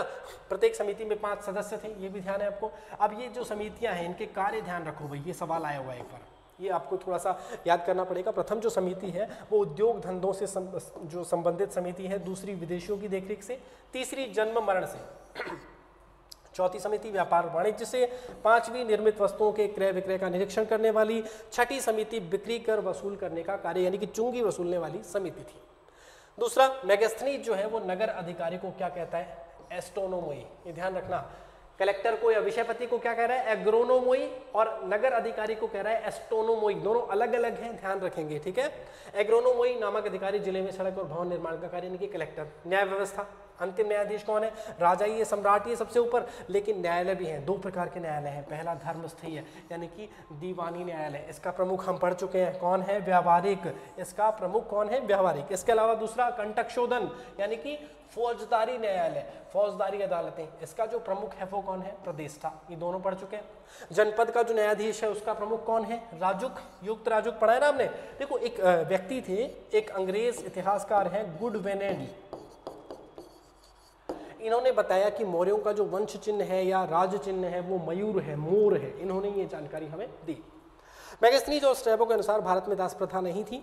मेगास्थनीज के अनुसार भारतीय यूनानी देवता डायनोसिस शिव और हेराक्लीज कृष्ण की पूजा करते थे। ये बात कौन बता रहा है? मेगास्थनीज, कि यूनान में शिव को तो डायनोसिस के नाम से पूजा जाता है और कृष्ण को हेराक्लीज के नाम से, और ये लोग इन्हीं की पूजा करते थे, इन्होंने बताया, ठीक है। सॉरी, चलिए और 5-7 मिनट का पूरा चैप्टर बचा हुआ है बस, कि देखो वैश्याओं को रूपा जीवा कहा जाता था, इनके कार्यों का निरीक्षण गणिकाध्यक्ष करते थे, ये बात भी पढ़ चुके हैं हम। आगे बात करते हैं कि अर्थशास्त्र में कृषि, पशुपालन और वाणिज्य को शूद्रों का धर्म बताया गया है। ये देखो, है ना, किसमें क्या चीज़ वर्णित मिलती है उसको देखना है अच्छे से। इसके अलावा कुछ भूमियों का वर्गीकरण है, जैसे अदेव मात्रक भूमि, जिसमें वर्षा भी अच्छी हो और मतलब बिना वर्षा के भी मतलब खेती हो जाए। अदेव मात्रक यानी कि सिंचाई के साधन हो। अदेव मात्रक यानी कि अदेव, देवता की जरूरत नहीं है, बारिश की जरूरत नहीं है, बिना वर्षा के भी भूमि में कृषि हो रही है, वो होगी अदेव मात्रक। देव मात्रक केवल देवता की कृपा से ही, केवल वर्षा होगी तो खेती होगी, नहीं तो नहीं होगी। तीसरी क्रस्ट भूमि, जुती हुई भूमि जो है वो क्रस्ट कहलाती है। इसके अलावा अक्रस्ट, बिना जुती हुई भूमि, और स्थल जो है ऊंची भूमि को कहा जाता है। अब देखो, भूमि कर जो है राज्य की आय का प्रमुख स्रोत था और उपज का 1/6 भाग होता था। एक चीज और ध्यान रखना, ये तो हो गया भूमि कर। अगर बात करें ब्याज की, ब्याज कितना लिया जाता था? 15% ब्याज जो है लिया जाता था मौर्य काल में। अगर पूछा जाए मौर्य काल में ब्याज की दर क्या थी? 15%, ठीक है। द्रोण जो है अनाज की माप एवं निवर्तन भूमि की इकाई थी। द्रोण किसकी? अनाज की माप थी, और निवर्तन जो है ये क्या थी? भूमि की माप की इकाई। इसके अलावा एक भाग नामक कर होता था जो कृषकों द्वारा उत्पादित कृषि उत्पादों पर लगता था।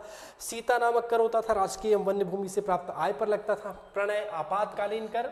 बलि जो है एक प्रकार का भू राजस्व। हिरण्य नकद कर। सेतु बंद, ये इंपॉर्टेंट है, राज्य की ओर से सिंचाई के प्रबंध हेतु कर। और विस्ती जो होती थी वो कहलाती थी बेकार। कुछ और भी कर होते थे जैसे पंकोद सन्निरोध, ये सवाल पूछा गया है ना, ये अन्य कर तो है लेकिन इंपॉर्टेंट है। अगर किसी ने सड़क पर कीचड़ फैला दिया तो उससे कर लिया जाएगा, पंकोद सन्निरोधे।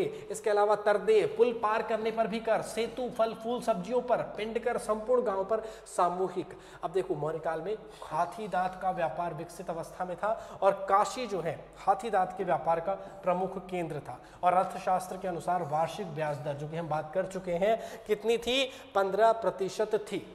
बात करते हैं मौर्यकालीन सिक्कों की। काशार्पण, पणि या धरण या रुपये रूप, ये चांदी के सिक्के थे। सुवर्ण और निष्क सोने के सिक्के थे। तांबे का सिक्का कहलाता था माशक, और तांबे का ही छोटा सिक्का कहलाता था काकनिया। हालांकि ये सारे के सारे सिक्के ठप्पा मारकर बनाए जाते थे, पंचमार्क के बनाए जाते थे, इसलिए पंचमार्क या आध सिक्के कहलाते थे, है ना, सामान्य सी बात है। और कुछ राजमार्ग भी यहाँ पर बनाए गए थे, जैसे जो प्रथम मार्ग था वो था उत्तरापथ, पुष्प कलावती उत्तरापथ से तक्षशिला, श्रावस्ती, पाटलिपुत्र होते हुए ताम्रलिप्ति तक, जो कि आज जीटी रोड कहलाता है। दूसरा मार्ग यह पश्चिम में पाटल से, पूर्व में कौशाम्बी के समीप उत्तरापथ से मिलता था। तीसरा प्रतिष्ठान से श्रावस्ती तक, और चौथा जो मार्ग है भृगु कच्छ से उज्जैन होते हुए मथुरा तक आता था। ये 4 मार्ग जो है उस समय प्रमुख मार्ग थे। मौर्य काल में उत्तरी काली पॉलिश मृदभांड, NBPW, ये वाले मृदभांड प्राप्त हुए हैं, ध्यान रखना, ये इंपॉर्टेंट अभी है ना, ये पूछा गया सवाल है। मौर्यकालीन कला के नाम की बात करेंगे कि कहाँ से क्या क्या मिला।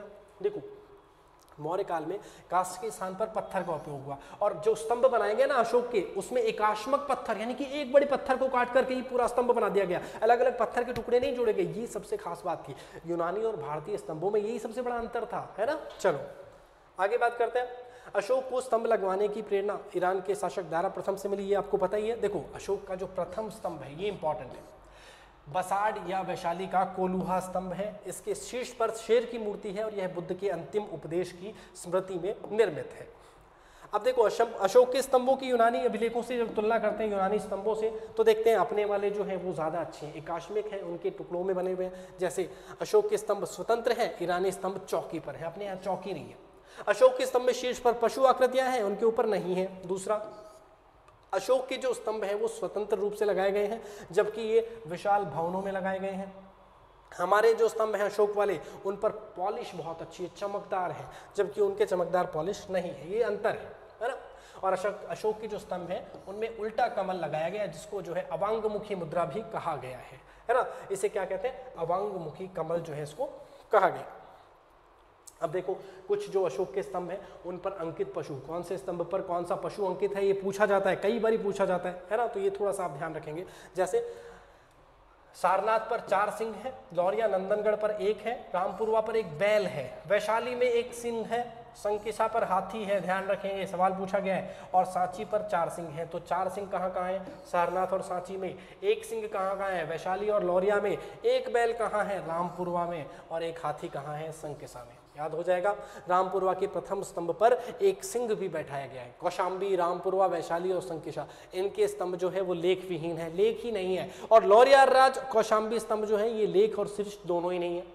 देखो एक इंपॉर्टेंट चीज नोट डाल के यहाँ पे लिखा हुआ है कि फाइया ने 6, हेनसांग ने अशोक के 15 स्तंभों का उल्लेख किया, लेकिन हमें 30 तो मिल चुके हैं, अभी हो सकता है कोई और भी मिल जाए, तो 30 तो हमें मिल चुके हैं।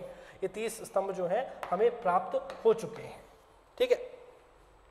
अब देखो सारनाथ स्तंभ, ये सबसे इंपॉर्टेंट है, अशोक के एकाश्मक पत्थरों का या एकाश्मक स्तंभों का सर्वश्रेष्ठ नमूना है ना, जिसमें 4 शेर बैठे हैं एक दूसरे की तरफ पीठ लगा करके, और ये जो मुद्रा है ना, इसमें जो है चक्र धारण किए हुए हैं, और ये जो चक्र है बुद्ध द्वारा धर्म चक्र परिवर्तन का प्रतीक है ना, धर्म चक्र प्रवर्तन का प्रतीक है ये चक्र। हालांकि इस चक्र में मूलतः 32 तीलियां थी, ध्यान रखेंगे है ना, अपने यहाँ पे जो लिया गया है उसके अंदर 32 नहीं है। सांची और भरूच के मूल स्तूप के निर्माण का श्रेय भी अशोक को ही दिया जाता है। इसके अलावा अशोक के काल में देखो ये गुहा निर्माण, मौर्य काल में गुहा निर्माण भी बहुत ज़्यादा हुआ। जैसे गुहा यानी कि गुफा, कुल 7 गुफाओं का निर्माण हुआ मौर्य काल में, टोटली कुल मिला के 7 गुफाएं बनी, जिसमें से जो बराबर की गुफा कहाँ है, वर्तमान जहानाबाद में है ना। बराबर की 3 गुफाएं थी, क्या नाम थे, कर्ण चौपाल, सुदामा और विश्व झोपड़ी। इनका निर्माण तो अशोक ने करवाया। उसके अलावा सुदामा गुफा और विश्वकर्मा गुफा ये अशोक ने राज्याभिषेक के 12वें वर्ष, और कर्ण चौपाल जो है ये 19वें वर्ष में आजीवकों को दान में दी थी। बराबर की पहाड़ियों में ही एक और मौर्यकालीन गुफा हमें प्राप्त होती है, लोमश ऋषि की गुफा, जिसका निर्माण दशरथ, ये भी मौर्य शासक था, इसने करवाया है ना, अशोक का पोता था। और इसने नागार्जुनी पहाड़ियों में भी आजीवकों को 3 गुफाएं दी। कौन सी कौन सी, गोपी गुफा, वापी गुफा और पद्धतिक गुफा। इसके अलावा जब मौर्यकालीन कला की बात करते हैं तो कुछ मूर्तियां प्राप्त होती हैं मथुरा के परखम गांव से। मथुरा के परखम गांव से यक्ष की मूर्ति प्राप्त होती है। बेसनगर से भी, देखो यक्ष की मूर्ति परखम से यक्ष की मूर्ति, बेसनगर से यक्ष की मूर्ति, दोनों अलग अलग है ना, यक्ष और यक्षी की मूर्ति। राजघाट से भी त्रिमुख यक्ष की मूर्ति हमें प्राप्त होती है। अब देखो पटना के बुलंदी बाग से, पटना के बुलंदी बाग से भी नर्तकी की एक मृण मूर्ति और रथ का एक पहिया मिला है, जिसमें कितनी तीलियां हैं, 24। अब बात करते हैं कौटिल्य के अर्थशास्त्र की, जिसकी बात कर रहे थे। ये अर्थशास्त्र के संबंध में जो यहाँ पर जानकारियां हैं उससे बाहर सवाल जाने की संभावना बिल्कुल नहीं है। भाषा क्या है, संस्कृत। गद्य पद्य मिश्रित सूत्र शैली में लिखा गया है। 6000 श्लोक हैं, 180 प्रकरण हैं, 141 अध्याय हैं और 15 अधिकरण हैं। और अधिकरणों में देखो, छठे अधिकरण में सप्तांग सिद्धांत और 7वें अधिकरण में षाड्गुण्य नीति का उल्लेख है, और 15वां अधिकरण जो है वो पारिभाषिक शब्दावली से युक्त है। और अंत में एक छोटा सा टॉपिक जो है 2 मिनट का, वो है पारिभाषिक शब्दावली। 2-4 शब्द जो है मौर्य काल से संबंधित, जैसे कि सीता राज की भूमि और इस भूमि से प्राप्त आय, बलि एक प्रकार का धार्मिक कर, क्षेत्रक भूमि का मालिक, उपवास काश्तकार, सेतु फल फूल सब्जियों पर लगने वाला कर, विस्ती कहते थे बेगार को, भाग होता था भूमि कर, रज्जु भूमि नाप के समय लिया जाने वाला कर, उद्रंग होता था सिंचाई कर, प्रणय ये इंपॉर्टेंट है ना, ये सवाल भी पूछा गया, आपातकालीन कर, और हिरण्य एक नकद कर होता था जो अनाज के रूप में नहीं लिया जाता था। तो मैं उम्मीद कर रहा हूँ कि मौर्य काल का रिवीजन आप अच्छे से कर पाएंगे। ये पीडीएफ आपको मिल जाएगी, आज ही मिल जाएगी, और जब पीडीएफ मिल जाएगी उसको पढ़ भी लेना अच्छे से, क्लास को देखना अच्छे से, सुनना एक बार कम से कम, और अपने दोस्तों के साथ शेयर ज़रूर कर देना। चलिए मिलते हैं नेक्स्ट क्लास में, तब तक के लिए नमस्कार, राधे राधे, जय श्री कृष्ण।